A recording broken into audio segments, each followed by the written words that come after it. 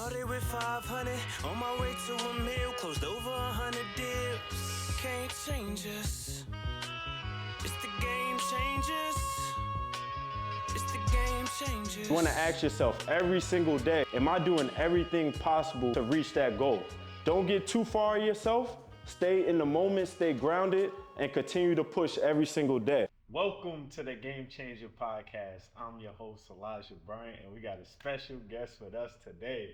We got Leandro Alvarez in the building. Appreciate it, bro. Appreciate it. How you doing? Bro, doing good, blessed. My boy making noise in Tampa, so this is your first time on the podcast, Yes, so sir. let's start from the beginning. You know, where you're from, and let's talk about your upbringing. Bro, I'm from Hialeah, Florida. If many people aren't familiar with that, it's literally right next to Miami. I say it's where all the Cubans go. When we get to Florida, we go straight to Hialeah, and that's kind of where we all surround each other. So I was there until I was about 5 years old. Then I moved over here with my parents to Tampa, and I've just been, here ever since. Played baseball my whole life up until about 19 years old was kind of a pivotal moment in my life because that's kind of when I stopped playing baseball. I guess you could say gave up on it from, health situations that we could get into for sure. Mm-hmm. But then after that, I just dove straight into real estate. I got my license, and then ever since, 19 years old, I've just been doing real estate ever since. Okay, so you said health situation. So yeah, what happened around that time? Brother, since I was 16 years old, I was dealing with Ewing sarcoma. Back to back 4 times. And man, during those times, it was a lot of ups and downs. You know what I mean? From the very beginning, my parents didn't even want to tell me. I kind of started getting the idea there's something has to be going on. What was like the signs that you felt like The crazy part is there was no real telltale signs. As a teenager, we get a pimple, we start scratching at it. Mm-hmm. You know what I mean? And it kind of started on my back. Little pimple, a zit. I popped it, goes away, came back as a little, a blood cyst. Yeah. And then like I said, as we're teenagers, we just like to pick at shit. So picking at it. Eventually it popped. I went to the dermatologist, got a biopsy, came back perfect. They told me don't work out for 4 days. I lift weights in the next 2 days. Opens back up about, I would say, the school year finishes. And then that summer, going into my sophomore year, grew to like the size of a golf ball. Wow. And at that point, it was noticeable. And at that point, it kind of felt a little bit painful. Yeah. And so that's when I told my mom, I was like, Mom, this now hurts. You know what I mean? We got to do something about it. So eventually I got it removed. And then I remember, I think it was, school starts like August, around there for high school, right? Yeah. Somewhere around there.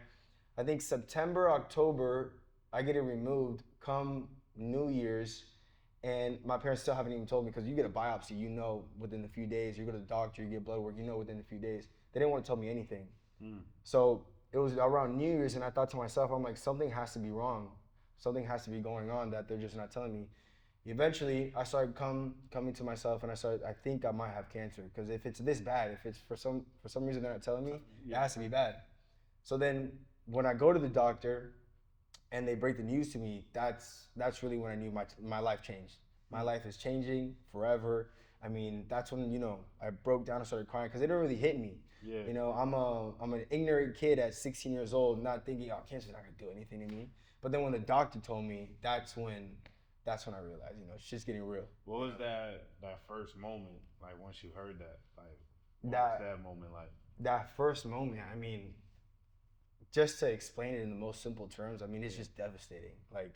Like the world just falls on you, because that's the type of stuff that, a family member might get it, or somebody or a friend's family member might get it, but it's never something you expect to really get yourself or for your family to have. Yeah.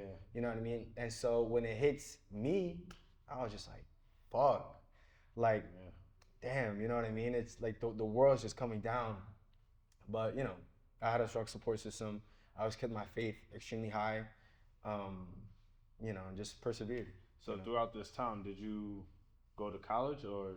No, so when I got diagnosed the second time, I was going to college. I was going to college to play baseball over at HCC.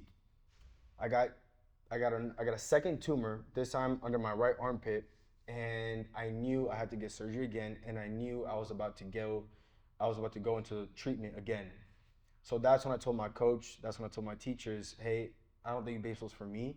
I'm gonna go ahead and just drop out completely. At the end of the day, as bad as this may sound, I never looked at school as what I wanted to do, what I wanted to go. I was just going to play baseball. Ever since I started playing baseball since I was 5 years old, was to go pro. Yeah. That's like, that's what I was engraved in my head. That's what I used to train every single day to do. But because I was gonna go through that situation again, I thought, you know what? Let me just not play anymore. I think this is God telling me this is what I'm supposed to be doing. Let me go, fix my health issues, and then, we'll figure it out from there. Okay. Yeah. So, do you still have cancer? No, thank God. Ooh. Since Lit. yeah, thank God. Since 2020, October 2020, I haven't done any treatments, and thank God, I've been really lucky, extremely fortunate. I mean, God has blessed me in ways that you have no idea. Every time I've had a tumor, as soon as I get it removed, I'm in remission because it's never metastasized, it's never moved around in my body. It's just time will pass. I don't know where another tumor pops up. Yeah. You know what I mean? It started on my back and then 3 times under my right armpit. So thank God. Like I said, thank God, because the Ewing sarcoma is such a rare and extremely aggressive cancer that I've only ever had it in my soft tissue. I've never had it in my bone. It's never metastasized, as I just said. So like I said, bro, I mean, cancer's terrible, but I thank God that's what I had. I thank God it wasn't more than that. You know what I mean? All right, so I'm not gonna say most people because I don't know, but I feel like when people go through situations like that, they usually give up, right? What kept your faith going? My faith was I don't, the way I was raised, you could just, as cliche as it may sound, you could literally just never give up. I mean, everybody says, oh, that's so cliche. Like, everybody says you can't give up, but in life, you literally can't give up. And then my faith in Jesus Christ, my Lord and Savior. I mean, I'm going to keep saying it throughout this entire podcast. Jesus Christ, my Lord and Savior. If it wasn't for him, I wouldn't be here right now. And so just having faith that it could be so much worse, having faith that, it's going to be better. I'm going to be better at the end of the day. My family, my sister, the friends, that I had at the time just continue, pushing me forward. And then, continuing to play baseball, because even throughout the treatments, I did my best to work out, play baseball, stay active, because, I'm not the type of person to, with anything in life, if something hits, I'm not the type to fall over. You know what I mean? I want to continue to push forward, continue to progress any way that I can. Obviously, it's a little bit different, when you're going through that kind of situation. But at the end of the day, it's just my faith in God, and then my faith and my hope and everything that everything's gonna be okay. So that's kind of what's pushed me forward and continue to battle throughout that. That's dope. So now you said you didn't, you dropped out of college. Yeah. You didn't play baseball no more. Is this when you transitioned into real estate? Yeah, because the summer after I graduated my senior year, I kind of had 2 roads. I thought I was gonna go play baseball at HCC, but I never got a call from the coach or anything like that. Okay. So my dad's in real estate. My dad's been doing real estate for over 10, 15 years now, and he has an office on Bush. So I was like, I haven't gotten a call from coach. I don't think I'm gonna play. I'm just gonna go work at the office. That was kind of like the starting point. Filing papers, doing a lot of admin work, going to the foreclosure tax deed auction to give them the checks to buy the house. Just a lot of taking pictures of houses, little stuff. You know what I mean? So that was kind of like my start. Bird dog stuff. Yeah, bird dog stuff. You know what I mean? I need you to go to this house. Go to this house right now. You know what I mean? So that's what I was doing. But then halfway through the summer, I get a call from the coach. Hey, where you at? I need your transcripts. I need your SAT. Your this and that. You're playing. You're on the team. I'm like, oh, all right. Let me start training again. So then my mindset shifted back to baseball. Started training. Started practicing again. Started playing at HEC, and then that's when it hit again. That's when I got treatment, but this time I went to Tijuana, Mexico for immune therapy. Didn't work. I didn't get it back. It didn't come back for some time, so I kept working. Eventually got my real estate license, and then but from that point forward, I just knew real estate was what was gonna be for the rest of my life. Okay, so how'd you get that first deal? The first deal, I mean, was through the MLS. The first deal was me acting as an agent, finding investment opportunities for my dad, because that was like my into real estate. You know, I got my license not to necessarily be an agent, have clients, show properties, or anything like that. It was to have that as a tool. Because having access to MLS is a tool in a way. You could run comps, you can find deals, you can find properties. And so essentially just sending offers. And at the time of 2019, 2020, I mean, the commissions were like 3-4 grand.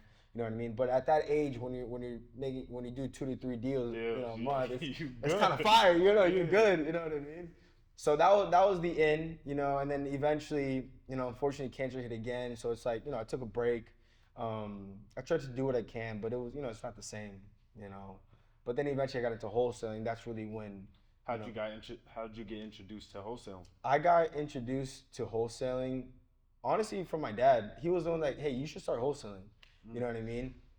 Every investor is a wholesaler at the end of the day. You know, because whether you buy it and you just sell it anyway, you sell it as is, or you put it back in the market, you're still wholesaling in a way. But he was like, hey, your brother-in-law, he wants to get into real estate. You guys should partner up and start a wholesaling business. So essentially, that's what we did. And when people say, when I tell you or tell anybody you can start wholesaling with very little money, you can. Because it was just grinding, a grind every single day. I mean, calling all day. Because we would split it. Since it's 2 people, we would split the calls. Yeah. But it's just just hammering the phone, trying to find, a motivated seller. Were you on the dialer at that time? Yeah. Or? I was on Mojo. And it was just one account, Mojo dialer, and just, like I said, going at it. And then we finally got a deal, and we started with land. We started with vacant land because that's what my dad wanted to buy the most at the moment. He just wanted to keep buying land. He was doing new construction? He was doing a lot more new construction back then than he is now. Yeah. But he just wanted to keep, filling up the rental inventory, the rental portfolio with the new construction. Yeah. And so that's what we hammered first. We eventually did our first deal, and the first deal was like 8 grand. Nothing crazy, but shit, it's the first deal. Let's talk about that real quick. So what location was that one at? Pasco. So we pulled a smallish list of vacant land all over Hillsborough, Pasco, Pinellas, and this one just so happened to land in Pasco. Okay. Yeah. Now, did the seller have any motivation, or was it like a straight 1, 2, 3 process? It was a very simple process in terms of he wanted to sell, he wanted what we were offering, and then essentially we put it in a contract, and the deal was my dad gets first dibs on all the deals. Yeah. So because we could have sold it for maybe $10,000, $12,000, $15,000 on top than what we had it under contract for, but because he had first dibs, we just sold it to him and only made 8 grand. But it was very simple. I would feel the hardest part was just the actual dialer, getting that first true motivated seller. Because a lot of people like to kick rocks, kick it around. They're just window shopping. They just want to see how much their land or house is worth. Were you ever nervous on the dialer at this time? Oh, 100%. Okay. I mean, yeah, I was nervous for some time because at first you feel like you're talking to a random person, but then eventually you start, telling yourself the way I got over is I'm never gonna see this person in my life. You know what I mean? Maybe when they say yes, maybe I'll go see them in person, but at that point they already said yes to my offer. Okay, I'm gonna go see you in person. We build some sort of relationship. Yeah. But 99% of the time, you're never gonna see these people. So that's how I got over the fear. Okay. So what were your next steps after that? So you got that 8K deal. Now are y'all still looking for land? I mean, we're always looking for land. Always. We just bought one, I believe zip code 33619 or 10. I'm not exactly, but we're always buying land. We're always buying land and always looking to build as much as we possibly can because we like to put that into our rental portfolio. That's kind of, like I told you, before we started the podcast, that's kind of like our family trust was going to be passed down from generation to generation. But if we can at least rent it for 1%, we'll go ahead and sell it, recover the funds and just do it all over again. Okay. But after that first deal, it was doubling down on what we were doing on the cold calling and then starting texting, the SMS texting. And that's what I feel really catapulted our wholesaling business. Because when I tell you from one year to another, it's insane what we were able to do. Imagine a call center, but a texting center in the United States. Like, it was insane, bro. Yeah. Insane. We had 2 people texting on 4 different texting accounts. I don't know, should I say their name? Should it, like the platform? I mean, you can. Launch Control, right? It was on Launch Control, and it was just 20 to 25,000 messages a day, and about, I don't know, man, 12 plus leads a day. And so it was crazy. It was just a bunch of young 20 to 22-year-olds, just guns blazing, calling, contracts, offers, going to properties. I mean, it was a show. So from that time, from that full 2023 calendar year, we did $750,000 essentially just texting, like just texting. Yeah, I mean, it was insane. Dope. The trajectory and the speed that we went was I've never seen it before. You know what I Yeah. mean? And I mean, I've been in real estate for some time now, so I can't even say that anybody else has done that. Maybe they have. I could be wrong. Yeah, I think at that time texting was like on fire. Texting was on fire, and I guess it was the last year you could do that. Do it, Because literally from December 2023 to January 2024, it just fell flat on its face. I mean, messages weren't sending. The deliverability rate was terrible. The response rate was terrible. All the carriers were cracking down on that stuff. So then we tried to pivot to a call center, and we just didn't enjoy that experience at all. I guess It is a big difference. it's a huge difference, and you really have to have a grasp of, or control, I should say, of the callers and the quality of their conversations, because the company that we use, I don't think we did enough research, to be honest, and we didn't look at other options. But come to find out, they were selling leads to other people. They were sending us leads from counties that we were never targeting, and they were never meeting that quota. So because we didn't shift fast enough into different marketing strategies, that it slowly, started dying down. But then that's when I, switched my focus. There's a lot more fix and flip at that point. So now the fix and flip game, how's that like compared to wholesaling? Would you, somebody that's just starting out, let's say they have $100,000 saved up, would you tell them to get into the wholesaling game or the fix and flip game, and why? I would tell them to try and maximize the wholesaling game first, the wholesaling business first. The reason I say that is because having access to direct to seller leads is like top notch. Like, you're gonna get the juiciest, the fattest, the best deals being direct to seller. Now, the reason I don't focus so much on direct to seller anymore is because you're kind of the middleman all the time. No matter what level you take it, in a sense, you're in the middle, because you got to connect the seller to the buyer, and you're always dealing with both parties. If I buy a property on the MLS, I'm dealing with a realtor. That person wants to sell. If I'm dealing with a wholesaler selling me a deal, I'm not even paying for the lead. You know what I mean? I'm just buying the deal because I have the private money. I have the cash available. And then any people that just bring me deals in general. You know what I mean? So if you had $100,000 saved up, I would first maximize that wholesaling game, and then trying to get into a good flip. Not a flip that, it's pretty, it's a new shiny object, like a new way to make money. But if you're gonna get into a flip, it has to be the right deal, make sense, because you want it to go good. You're gonna have a very sour and a bad taste in your mouth if it goes bad the first time. You know what I mean? So you want a deal that you have a good relationship with whoever you're buying the property with. They're gonna put you in contact with good handyman, with good contractors that aren't gonna cost you an arm and a leg.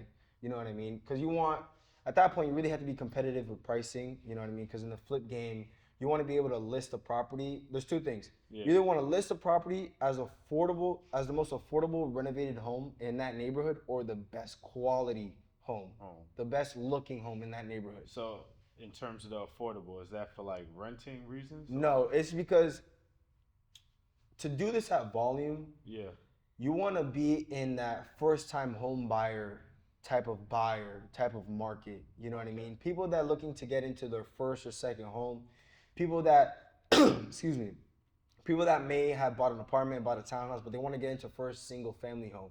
That way you really do it at volume. That way, because you want to be in and out of these homes as fast as you can. So that's why you want to be the most affordable, because the first time home buyer needs that affordability to be able to get into the property. You know what I mean? And you want to have equity between your purchase price and how much, your profit, so that you could also, give the buyers closing costs, help with, seller concessions and stuff like that. Gotcha. You know. Okay, so how many of those deals you have right now going? Right now, I have 14 renovations going on. 14 renovations going on, and I don't look to stop. I look to. How do you manage 14? I have. That's on a slower year.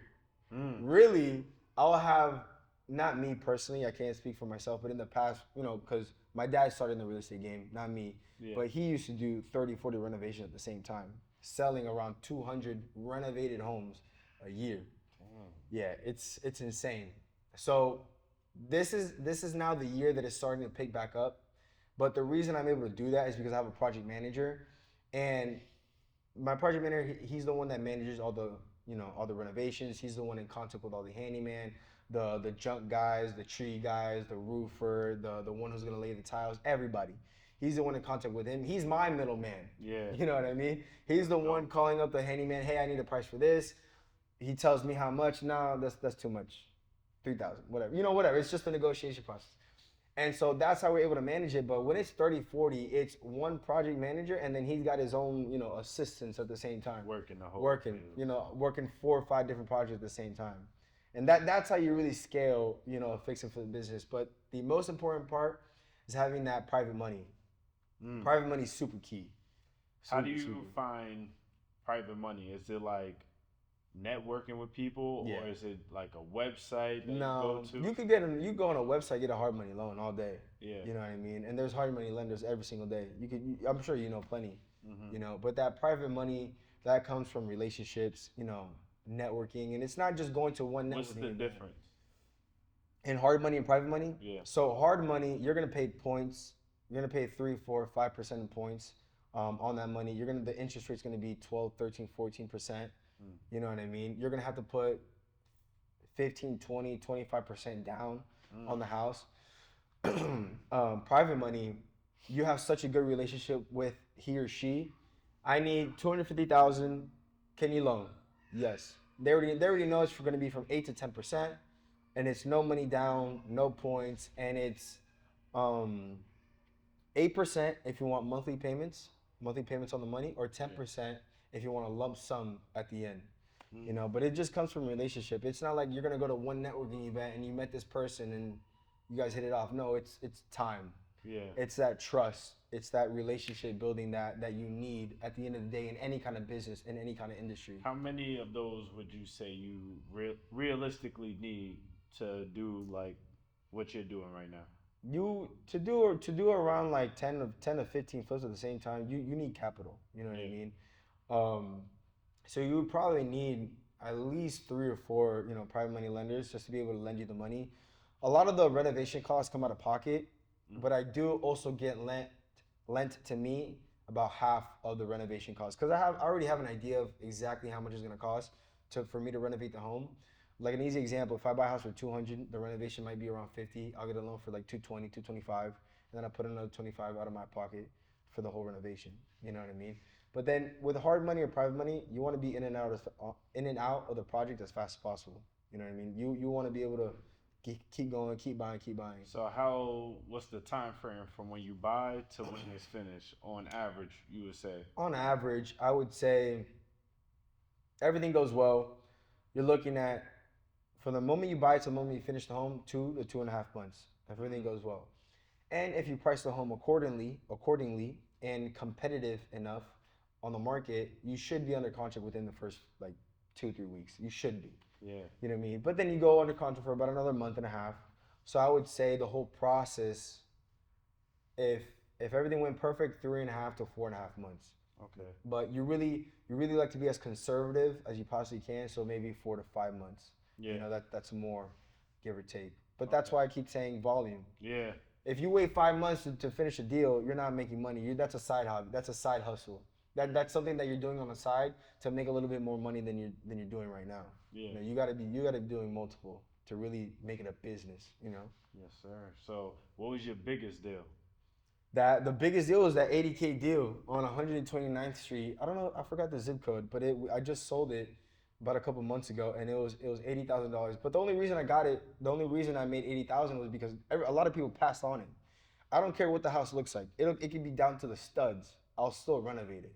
You know what I mean? A lot of people like to shy So away from it. this was like one of those zombie type cribs? It was almost, I wouldn't say zombie, but just a lot of people passed on it. You know, it was on Investor Lift. It was on, I think Market Pro was the one that sold it to me. And originally, I needed to be at X. I think it was like 140 or 145. I needed to buy it at, and there was somebody offering 150. But I don't, for one reason or another, he might have been using hard money. It might have been his own money, but he couldn't close on the property. So then I was next in line. So I think I got it for 145, and the ARV was around 315, 320. I think that's what I sold it for. And then just the spread is huge. You know what I mean? It was a really ugly house that needed a lot of work. I mean, I think it was like 70 to 90 grand. I forgot exactly. I'd have to look. But, you know, the more money you put in, the more money you're probably gonna get out of it, you know? Yes, sir. So Yeah. what would you like, what motivation you could give the viewers? Like in terms of like, let's say somebody 18 years old, just got out of college, or maybe he don't even want to go to college, Yeah. right? Yeah. At 18, right? So Yeah. what advice can you give him? Honestly, I would try and pursue something that you're passionate about first. The reason I say that is because my whole life it was either baseball or do what my dad's doing. Yeah. And I was passionate about baseball. That's what I wanted to do my whole life. And that's what motivated me at first. But then I slowly, as I started getting into real estate more and more, that became a passion of mine. You know, a true passion, something that I wake up every single day and I look forward to go doing. So first I would start off with, you know, trying to follow your passion, whatever it may be, cooking, cars, racing, selling shoes, whatever the case may be. Follow that passion. But at the end of the day, you want to do something that's going to make you money. That's what I'm gonna say. You know like, what I what mean? if he's like, damn, but my passion not paying No. the bills. Forget the Leo." passion. Forget the passion, bro. Like, you got to do something that's going to make you money. That's why I said, try it. Try and follow it. Try and do what you want to do. But at the end of the day, if it's not making you money, you got to go get some money. You know what I mean? So now they're like, I wanna do this. I'm watching your podcast. I wanna do what you're doing. Yeah. What would be the first steps? I would try to get into real estate. Yeah, just I would try to wholesale with as little money as possible, because that's the, I want to say, the easiest barrier of entry.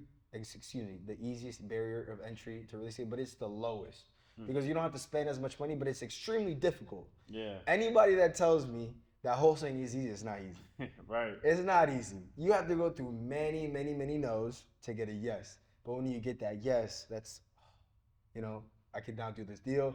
The money starts coming in. It's that relief. And you do one, you do two, you do three, things start getting easier. But because you could truly start it with no money, I would say wholesaling, 100%. I mean, you know, start calling Zillow for sale by owners. Try and spend as little money as possible. Get a dialer for $140. Just start hammering that list or those Zillow leads, and just try and get a yes. What type of lists, or would you say like driving for dollars, tax delinquent? Is there like a specific list that you would tell them to do to get a deal? I wouldn't say a specific list. Well, I do. I would say like tax delinquent, pre-foreclosure, absentee owner, any of those kind of lists that they have some sort of motivation to begin with. You know what I mean? Anything of a sort where there's some sort of situation. Because if you're tax delinquent, that's a situation. Yeah. If you're in pre-foreclosure, that's a situation. If you're in probate, that's a situation. So they're gonna have motivation to sell. So those types of lists is what I would definitely target first. Okay. You know? Would you advise him to get a license? Why? No. And why not? You don't have to at all. For example, my dad, he's never had a license. Word? And he'll run circles around anybody. Circles. So I'm gonna read it one more time. Circles around anybody. But if you have a good relationship with an agent, you could just have access. You could be their assistant. They could just put you under their account and you just have access. But no, you don't need a license. If you want it, great, go get it. It's a tool. You can get on the MLS, but there's other ways to get on the MLS. There's Propstream. Yeah. You know, you really don't need it. All right. So like, what keeps you going right now? Like, what wakes you up? Bro, Motivated, inspired. It's the hunger. It's the hunger to be the best I could possibly be. It's the hunger to see my dad achieve this from nothing, coming from Cuba and having nothing to building what he has. Like, bro, it puts that dog in you. You know what I mean? That you just got to go out there and go get it every single day. do more. You know what I mean? Do you feel like you're like kind of competing with him? No, cause he's my partner. Like we're at this point we're partners. You know what I mean? Cause I bring I bring a lot of value to the table at this point. You know what I mean? I've been doing it for some time now, and I also bring capital to the table too now. So it's a little different, but no, and no competition, and we see it more as the best duo in all of Tampa. To be honest, I mean that's how we see it. Yeah, that's dope. Yeah. Like having your dad as a mentor. Yeah. I mean he's my mentor. He's my hero, my superhero. He's who I look up to, every single day, and he motivates me a shit ton. To be honest, You gotta get him on the pod, bro. If you get him on any podcast or any like that those 30-minute interviews, I'll give you $100 because he doesn't. He's the most low key person. He doesn't want to be known. He doesn't want to be seen. He likes his life how it is. He never. I told him I was like, Bobby, if you would have gone the whole coaching course route after you did everything, crazy. it would have gone crazy. But he just doesn't care. Like at the end of the day, he's done what he's done. He's left his legacy. So, how can he do that without like? All right, so you say he don't like being out there. Mm-hmm. How did he get so big without networking? The power of a handshake.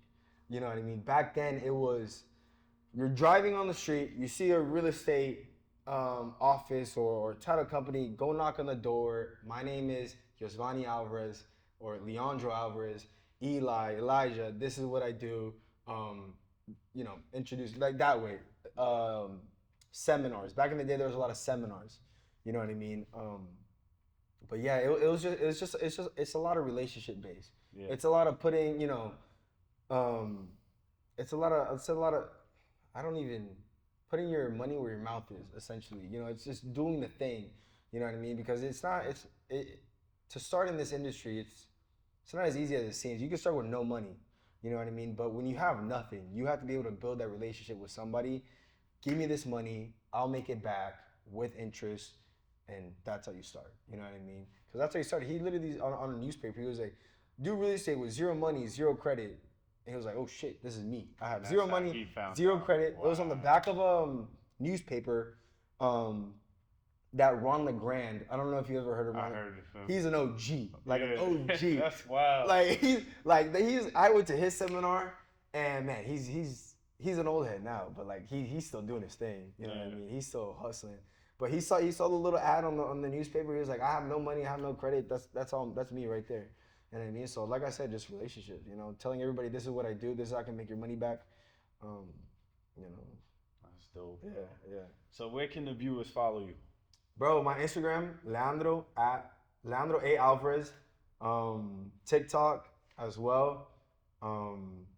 Those two are the apps that I'm really on. Do you have any coaching program at all? No, I mean I've been considering it, starting that coaching side of the business, but not yet, man, not yet. I feel you. Don't make the same mistake your pops. No, man. I mean, whatever. Maybe coaching, digital product, because I know I have a lot of value I could definitely give, and I want to be able to share with as many people as possible. Yeah. I definitely think that's very valuable. I'm also not the type to just I want an arm and a leg just to give you 30 minutes. You know what I mean? No, like I have people come to my office all the time. They sit down. Sometimes I have them sit down for like over an hour. And then I'm just giving them game. Because at the end of the day, you want to be able to help as many people as possible. I'm not in the business of like effing people over or, I want to create a relationship, something that lasts a long time. Because I don't want to do one deal. I want to do 20 deals with this person. Right. And I want to be able to teach this person, because if this person starts wholesaling, I want to be their number one buyer. Right. No, don't go sell. I taught you this. I'm not gonna charge you, but you're gonna sell me the deal, not nobody else. You know what I mean? So yeah. Nah, that makes sense. Yeah. So any last words for the viewers? Whatever you're doing right now, make the most of it. Always put your right foot forward and look forward and strive to be the best you possibly can. With whatever it is, you could be a garbage man, you could be a fry cook, you could be the president. If you just be the best you possibly can, you will make money. And if you're consistent at it, There's no doubt you'll be successful. For sure. Yeah. So if you want the plan on how to flip land, you know where to come. Game changers. Yes, sir. I appreciate you, bro. That's dope, bro. I appreciate